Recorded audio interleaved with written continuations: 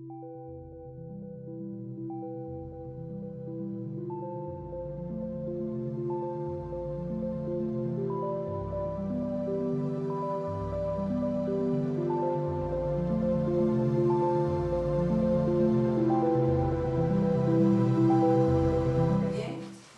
buenas tardes, yo soy Olga Pérez Traverso. Y bueno, antes de nada agradeceros que estéis aquí a compartir conmigo la presentación de este libro. Este es el segundo libro que escribo, y que se edita, lo edita Editorial Humanitas. Y bueno, es un libro que yo creo que aunque trate de un tema que parece clásico, que es la gemoterapia, nace en un momento muy particular y muy especial. Es un libro que no llega de casualidad, es un libro que llega acorde con los tiempos. Y digo que parece una contradicción, ¿no? Que un tema clásico que se conoce de mucho tiempo, de repente esté acorde con los tiempos. ¿Por qué? Bueno, sabéis que estamos en unos tiempos en los que se está haciendo una gran represión de parte de lo que son el sistema sanitario, en el que, bueno, por un lado se intenta obligar o oprimir al pueblo en una dirección en la que nos obligan a aceptar cosas con las que no estamos de acuerdo, ¿sí? Y por otro lado, la gran tendencia que se ha llevado en ese sentido a aceptar o a optar por remedios o por terapias naturales está también siendo o intentando ser coartada de otro lado. Imagino que los que estáis un poco al día sabéis lo que está pasando con las plantas curativas y cómo se está intentando recortar también, ¿no? O monopolizar el uso de dichas plantas. Y es por esto que yo creo que el libro de gemoterapia llega en un momento perfecto, digamos, o a tiempo, para que en el caso de que todo esto que está puesto en movimiento llegue a más, dispongamos de una alternativa a esto de lo que se nos está privando. Porque la gemoterapia, dentro de la gemoterapia, la gemoterapia es un campo muy amplio, un espectro muy amplio de aplicación. El libro se llama Gemoterapia, el arte de curar con minerales, pero realmente el subtítulo que le han puesto es Gemas para la terapia, elixires de gemas y gemomedicinas, es como yo quería que se hubiese la llamada del libro. Lo que pasa es que la editorial dijo, mira, no, esto todo es gemoterapia. Y yo, bueno, vamos a matizar. Si gemoterapia es terapia a través de las gemas, ¿no? Pero va orientado al tema de curación, porque me dice, es que todo esto entra dentro de lo que es el ámbito o la actividad de la curación con las piedras. Y digo, bueno, depende de cómo se entienda lo que es la curación. Porque claro, el libro digamos que tiene 4 apartados distintos. Uno que consiste en cómo incidir o afectar el medio ambiente o el ambiente en el que estamos a través de la colocación de gemas específicas. Otra que sería la aplicación directa de las gemas en el cuerpo. Un tercer apartado que trata sobre la fabricación de elixires de gemas. Y un cuarto que habla ya de la medicina ayurvédica, que trabaja no con piedras semipreciosas, sino con piedras preciosas principalmente, y que es un sistema de curación muy potente. Dentro de estos 4 apartados, yo diría que lo más efectivo dentro del tratamiento con las gemas, gemoterapia, es la medicina ayurvédica, o sea, la ingesta de preparados a través de este sistema. Y claro, sí, bueno, 3 de estos grandes apartados se puede decir, vale, pues están orientados a la curación. Pero cuando hablamos de colocar gemas en lugares específicos, las aplicaciones son múltiples. Por ejemplo, en el sitio de trabajo puedes colocar ciertos minerales que te ayuden a que un empleado actúe, ¿no?, en base a lo que son las virtudes y no tenga cierto tipo de problemas. O pueden fomentar también la prosperidad y la abundancia en el hogar. Y claro, si hablamos de curación en el sentido de trascender la polaridad y de llegar a un estado de conciencia o de iluminación o de bienestar más allá, pues sí, se puede entender que todo es hemoterapia. Pero claro, en un ámbito de aplicación, un espectro muy amplio. Es porque ya os digo que, bueno, que trata muchísimas parcelas, ¿no? Pasa como con el libro de metafísica, el libro anterior. Mis libros hasta el momento yo creo que son libros eminentemente prácticos, porque hay mucha literatura, hay mucho escrito, pero parece que la cosa se quedase bastante abstracta, ¿sí? O hay mucha literatura, pero cuando uno quiere tomar lo que hay de útil en ello para valerse en el día a día, como que cuesta trabajo entenderlo. Entonces yo lo que procuro es, y lo que he procurado en estos libros, tanto en Metafísica como en Gemoterapia, es apartar toda esa literatura que ya está ahí, que ya le ha hecho ese trabajo, y extraer lo que realmente se necesita para trabajar con ello. O sea, todas las pautas básicas, ¿sí? En el caso de la gemoterapia, bueno, pues cuáles son los métodos de selección de un cristal, cómo desarrollar la intuición para elegir un cristal, por supuesto que también se puede elegir a través de la razón, o de la lógica, que también está explicado ahí, son los dos métodos principales que tenemos. ¿Qué se debe hacer con el cristal? ¿Cómo se debe de limpiar? Porque bueno, hay también prácticas que están muy extendidas, pero que no favorecen realmente el bienestar tampoco del mineral, ni de la perfección. Porque se suele, por ejemplo, recomendar que se limpien los minerales introduciéndolos en el agua con sal. Hombre, la sal sabemos que es un cristal y que tiende a rayar la superficie del cristal. Y cuando has limpiado 2 o 3 veces tus piedras, ya las piedras no son las mismas. Se opacan, se estropean, es un método agresivo. Entonces, si estamos luchando contra una medicina intrusiva que genera efectos secundarios, nosotros que estamos trabajando por lo natural no debemos de hacer lo mismo con nuestras gemas, sino que existen muchísimos otros métodos para tratarlas.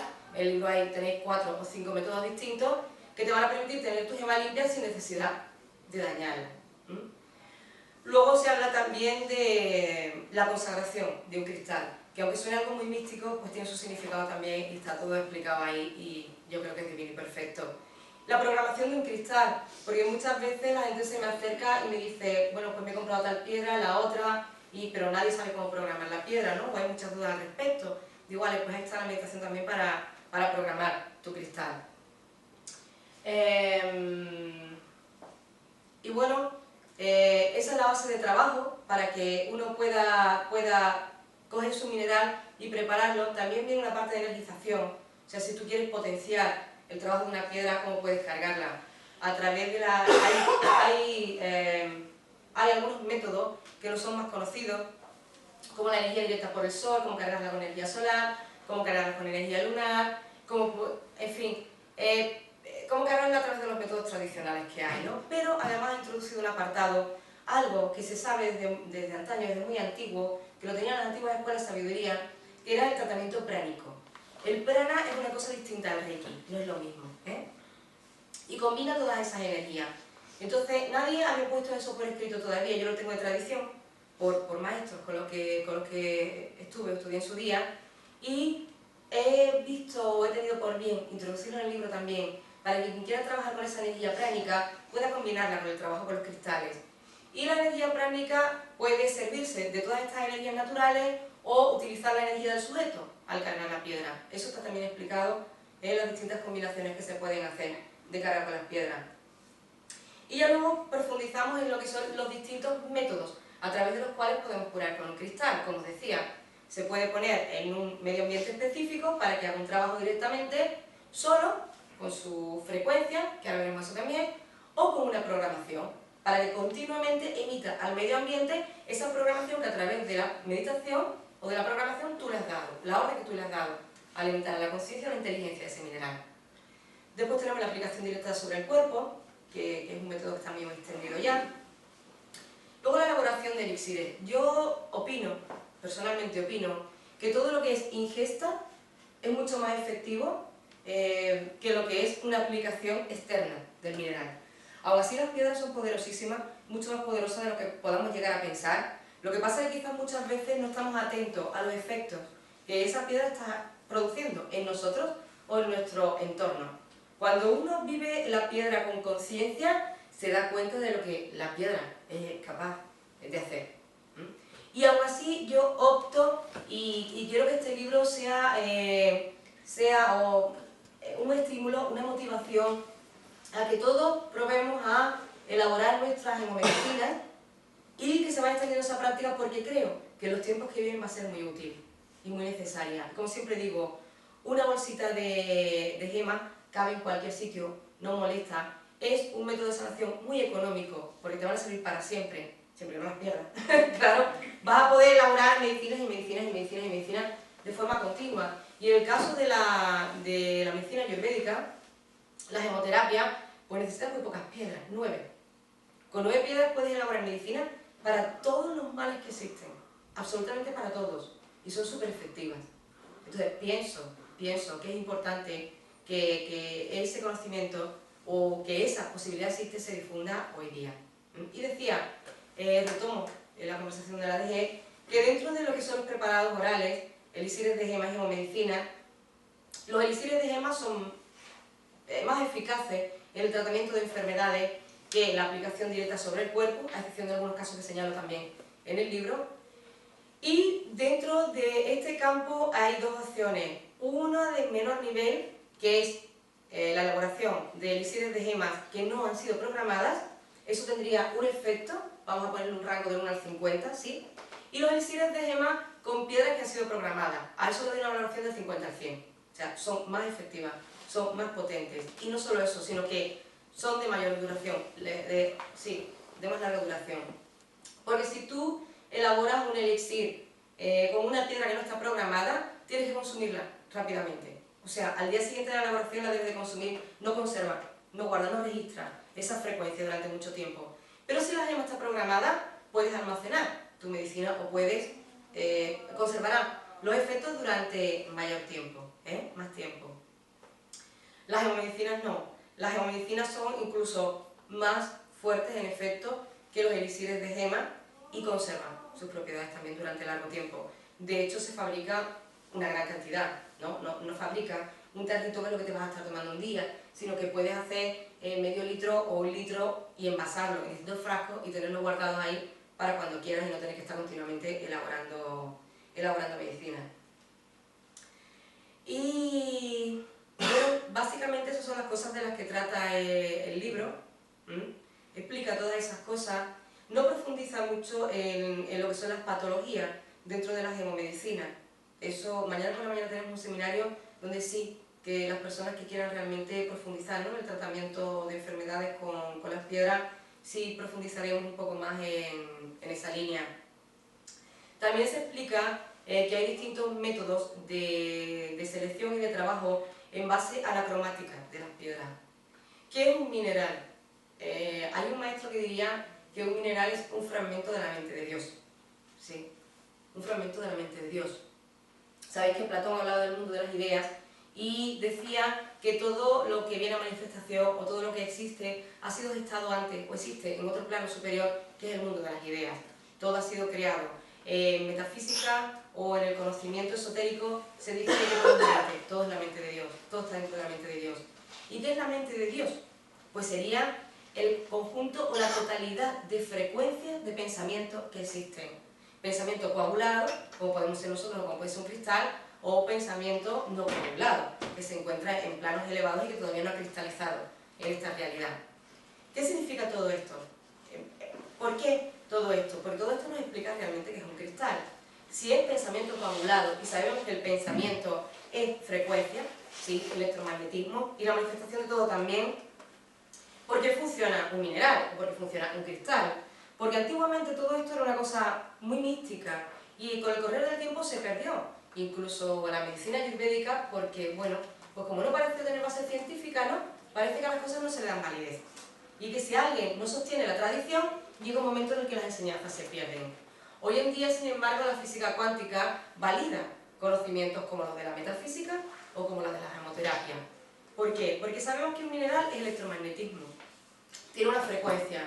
Hay una ley que dice que todo está, la ley de vibración dice que todo vibra, todo está en continuo movimiento. Antiguamente, pues lo tenías que creer así como dogma de fe, porque claro, no se sabía de la existencia de las partículas subatómicas y de que realmente están moviéndose todo el tiempo. Ese movimiento genera una frecuencia, ¿sí? Una frecuencia que tiene una cualidad. Existen incluso programas hoy día informáticos, yo trabajo con ese tipo de programas, que pueden traducir la frecuencia de una gema en números. O sea, traducen esa frecuencia en números y es capaz el ordenador de inducir esa frecuencia sobre el target que se llama, o el objetivo sobre el que tú quieres, al que tú quieres afectar. El trabajo con las frecuencias, claro, nosotros en casa no nos vamos a poner a traducir frecuencias de cristales, no hace falta. ¿Qué he hecho yo?